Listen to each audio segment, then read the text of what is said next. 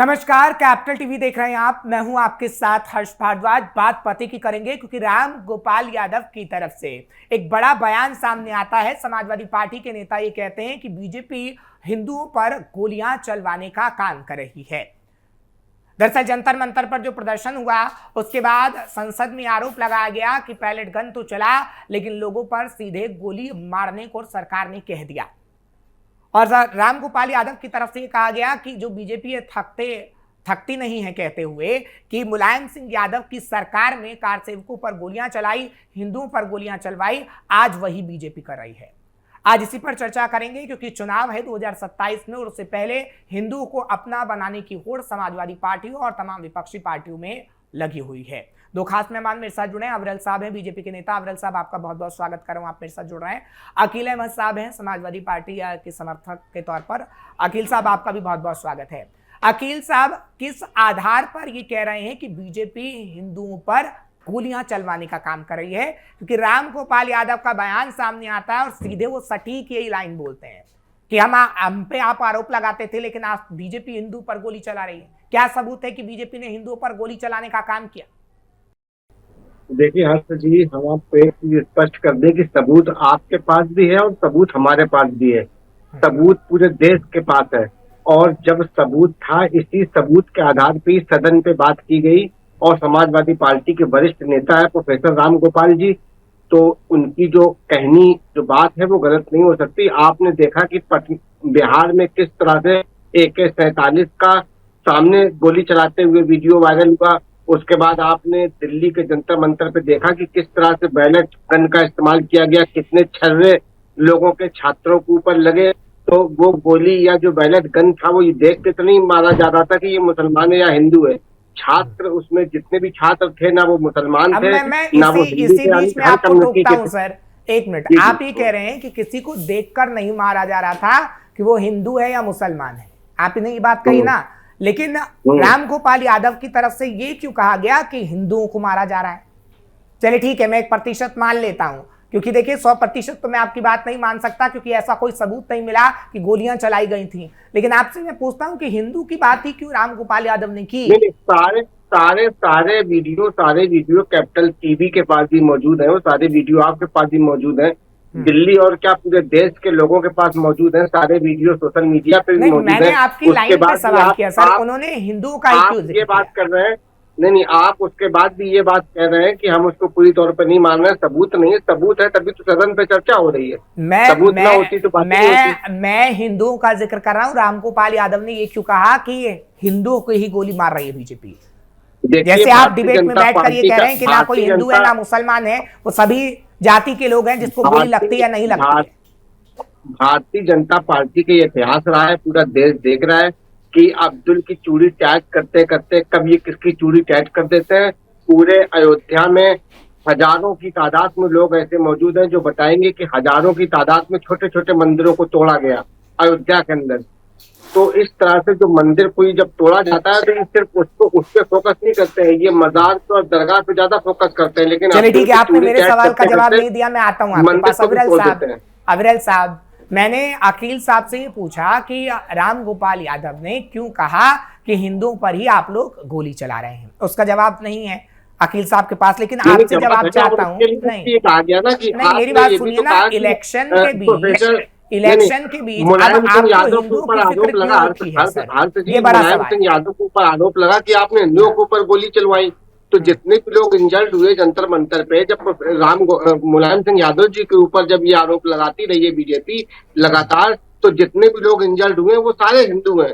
तो इस वजह से राम गोपाल जी ने ये बात कही, जितने भी लोग इंजर्ड हुए तो वो तो हिंदू थे ना। तो भारतीय जनता पार्टी ने समाजवादी पार्टी को आ रही है सर, हिंदुओं का 80% वोट उत्तर प्रदेश में आपको मिलता है और अखिलेश यादव चाहते हैं कि वो वोट आपसे छीन ले।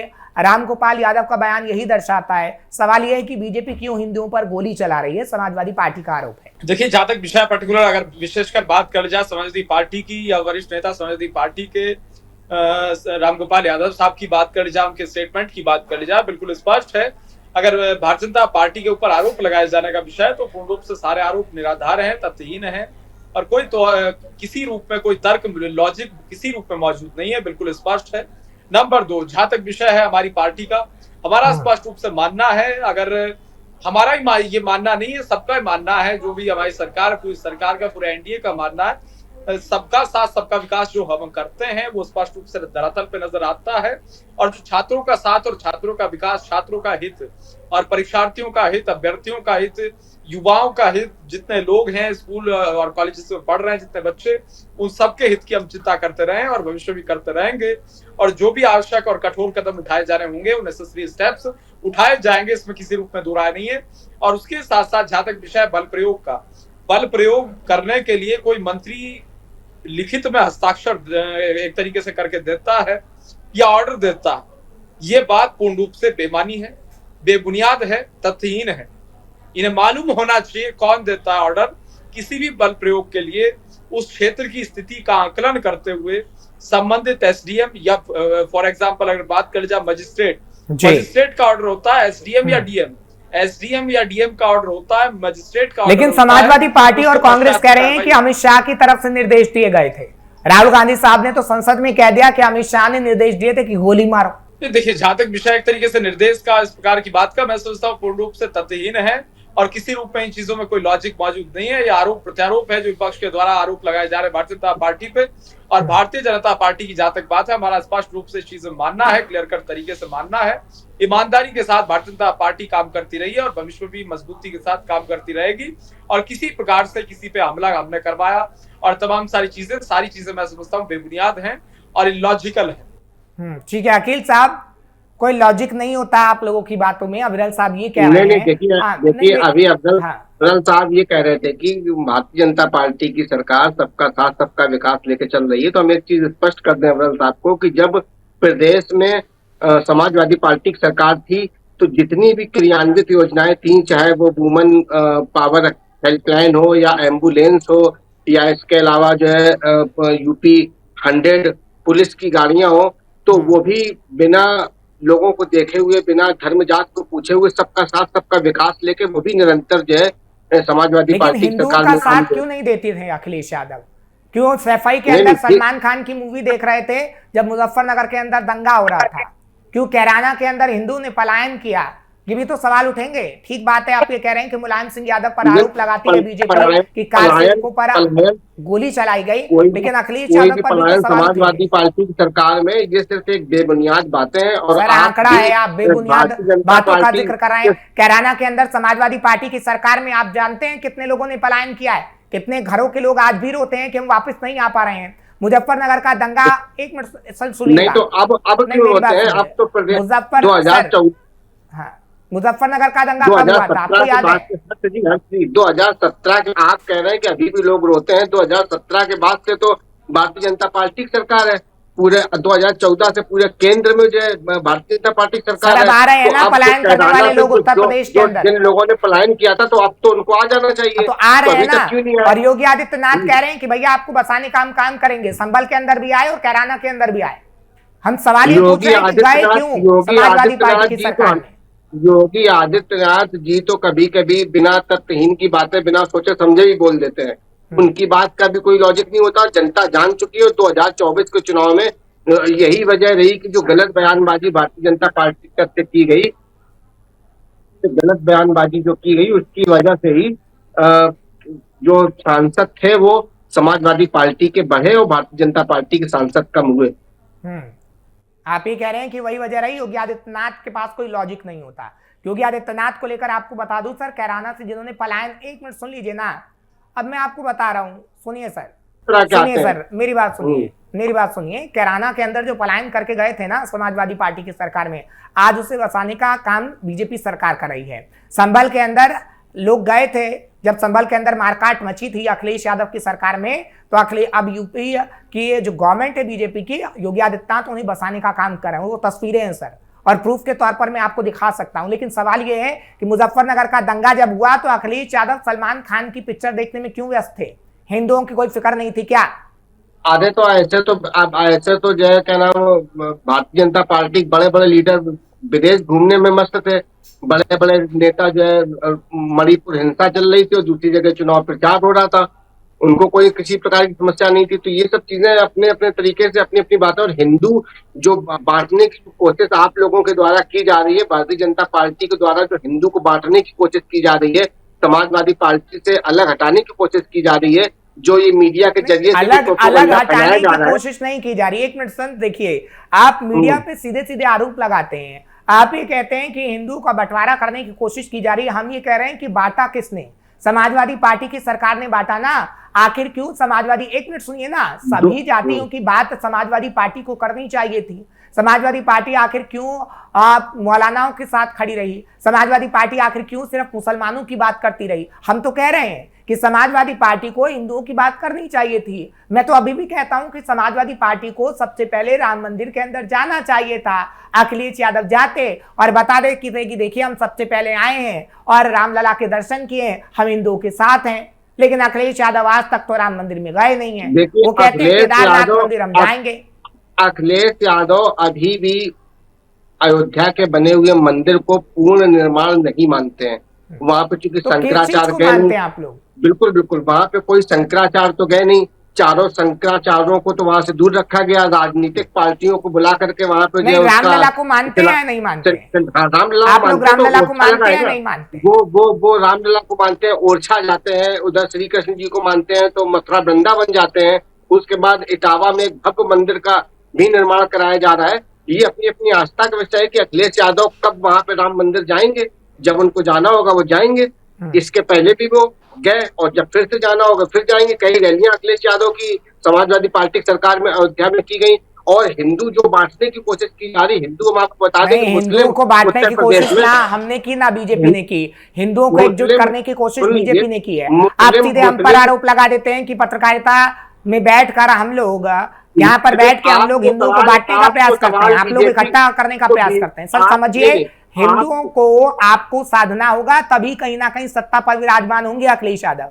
हम बार बार ये कह रहे हैं कि सीख ले लीजिए अखिल साहब। समाजवादी पार्टी को ये सीख लेनी होगी कि जैसे योगी आदित्यनाथ ने तमाम जातियों को लोगों को इकट्ठा किया, बताया आप लोग हिंदू हैं, 80% जनता ने साथ दिया। 2017 में सरकार आई, 2022 में सरकार आई, लेकिन अखिलेश यादव कंफ्यूज क्यों है? ना वो हिंदुओं के लिए सीधा सीधा बोल पा रहे हैं, ना मुसलमानों के लिए सीधा सीधा बोल पा रहे हैं। उत्तर प्रदेश में 20% आबादी मुस्लिम की है और 20% की आबादी के साथ उत्तर प्रदेश में कोई भी राजनीतिक दल सरकार नहीं बना सकता। सरकार बनाने के लिए तो सवाल है कि आखिर क्यों? तो उसी आपके टॉपिक पे आ रहे हैं ना। तो जो आप कह देते हो ना कि हिंदू को बांट रहे हैं, हिंदू समाजवादी पार्टी के साथ आपने कहा कि हिंदू को बीजेपी बांटने का प्रयास करती है और हम यहाँ पर बैठकर हिंदू को बांटने का प्रयास कर रहे हैं। ये सिर्फ ध्रुवीकरण बनाने की कोशिश की जा रही है, क्योंकि समाजवादी पार्टी के अलावा भारतीय जनता पार्टी जान चुकी है कि युवा वर्ग का जो लोग है, युवा अब जो है वो बेरोजगारी के मुद्दे को लेकर खड़ा होने लगा है। युवा जो है वो अब शिक्षा मांग रहा है। ठीक है, आप ही कह रहे हैं कि हिंदू मुस्लिम इस वक्त बीजेपी कर रही है क्योंकि उनके पास कोई मुद्दा नहीं। आप ही कह रहे हैं, जबकि अखिलेश यादव कंफ्यूज है कि हिंदुओं को लेकर बोले या मुसलमान को लेकर बोले, उस पर आपका कोई जवाब नहीं। अविरल साहब आप ही जवाब दे दीजिए, क्या आप लोग कंफ्यूज हैं और हिंदू मुसलमान इसलिए कर रहे हैं ताकि युवा इस वक्त सड़कों पर है, तो चलिए ध्यान भटका दें, ऐसा अखिल साहब का कहना है। अविरल साहब देखिए, जहां तक विषय पर्टिकुलर अगर ध्यान भटकाने की बात कर ले जाए, हम ध्यान भटकाने वाली कोई बात नहीं करते। हम तो ईमानदारी के साथ देश को चलाने का काम कर रहे हैं। शानदार तरीके से देश चल रहा है और देश हमारे पे विश्वास कर रहा है। उसका सबसे बड़ा जीता जागता उदाहरण ये है, 2014 में हमारी सरकार बनती है, 19 में हमारी सरकार बनती है, 2024 में केंद्र में हमारी सरकार बनती है, उत्तर प्रदेश में 2017 में हमारी सरकार बनती है, 2022 में हमारी सरकार बनती है, इस बार 2027 में हमारी सरकार बनने जा रही है। हरियाणा प्रदेश में हमारी सरकार है, दिल्ली प्रदेश में हमारी सरकार है, बंगाल प्रदेश में हमारी सरकार आई और ममता दीदी विधायक तक नहीं बन पाई और अरविंद केजरीवाल जी एमएलए तक नहीं बन पाए। उत्तराखंड में हमारी सरकार है, राजस्थान, मध्य प्रदेश, छत्तीसगढ़, गोवा, असम और तमाम सारे देश के राज्यों में हमारी सरकार है। साउथ इंडिया में हमारा वोट बैंक जो है बहुत मजबूत हो रहा है शानदार तरीके से। उड़ीसा में जो एक हमारा जो वोट परसेंटेज है वो एक तरीके से साउथ इंडिया में बढ़ रहा है। उसके साथ साथ उड़ीसा में बहुत से लोग कहते थे कि उड़ीसा में बीजेपी कहाँ है, लेकिन उड़ीसा में आज भारतीय जनता पार्टी सत्ता में है। नॉर्थ ईस्ट में भारतीय जनता पार्टी बहुत मजबूत पोजीशन में है। सर, आज बांकीपुर में चुनाव भी है, उपचुनाव हो रहे हैं बांकीपुर में भी आप लोग जीत रहे हैं। ये इससे हट के डिबेट से हट के सवाल है। बांकीपुर में भी हम जीत रहे हैं, दतिया में भी हम जीत रहे हैं और शानदार तरीके से जीत रहे हैं। मध्य प्रदेश की विधानसभा की सीट है दतिया, वहां भी शानदार तरीके से भारतीय जनता पार्टी जीत रही है। और दतिया की तो अगर मैं बात करूं, वहां तो जैसे कांग्रेस का प्रत्याशी था विधायक, तो कांग्रेस के जीते हुए थे। तो हम तो कह रहे हैं अंधेरा छटेगा, सूरज निकलेगा और कमल खिलेगा। जो अटल जी की कही हुई ये एक तरीके से पंक्तियां हैं, ये दतिया में चरितार्थ होने जा रही है।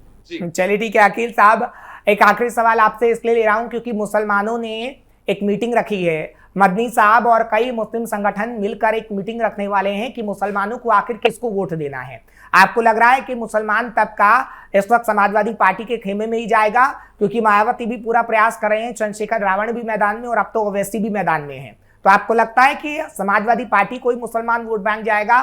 कि मैंने सवाल इसलिए उठाया क्योंकि एक ऐलान हुआ है, हालांकि इस मीटिंग की अभी कोई पुष्टि नहीं है और इस मीटिंग का नेतृत्व कौन करेगा ये भी पुष्टि नहीं है। लेकिन आपको लगता है कि मुसलमान तबका उत्तर प्रदेश में समाजवादी पार्टी का ही साथ देगा, या आजम खान की पत्नी जैसे कह रही है कि अखिलेश यादव ने मुसलमानों से धोखा किया, इस वजह से दूर हो जाएगा? अकील साहब।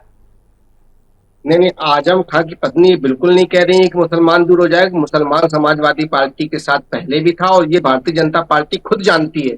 जो ये ध्रुवीकरण करने की भारतीय जनता पार्टी कोशिश कर रही है, हिंदुओं को बरगलाने की कोशिश कर रही है। आजम खान की पत्नी का बयान सामने आया था सर मीडिया के, वो कह रहे हैं अखिलेश यादव से जितनी मदद की उम्मीद थी की नहीं। नहीं, देखिए ये तो इस तरीके के आरोप, मदद की उम्मीद उतनी जितनी उम्मीद होती, जितनी हमें आपसे उम्मीद है, आप हमारी उतनी मदद नहीं कर पाएंगे, ये बात कहना स्वाभाविक है। लेकिन उससे ये नहीं है कि वो समाजवादी पार्टी के वरिष्ठ नेताओं ने आजम खान जी की मदद नहीं की। और अगर आजम खान जी की मदद नहीं की थी तो आजम खान जी समाजवादी पार्टी से समाजवादी पार्टी से नाराज नजर आए सर। आजम खान जब निकले मंच पर मौजूद थे तब भी अखिलेश यादव का सीधा समर्थन नहीं किया गया। क्यों छिपा रहे हैं सर? मुसलमान के साथ धोखा हुआ तो बोल दीजिए ना।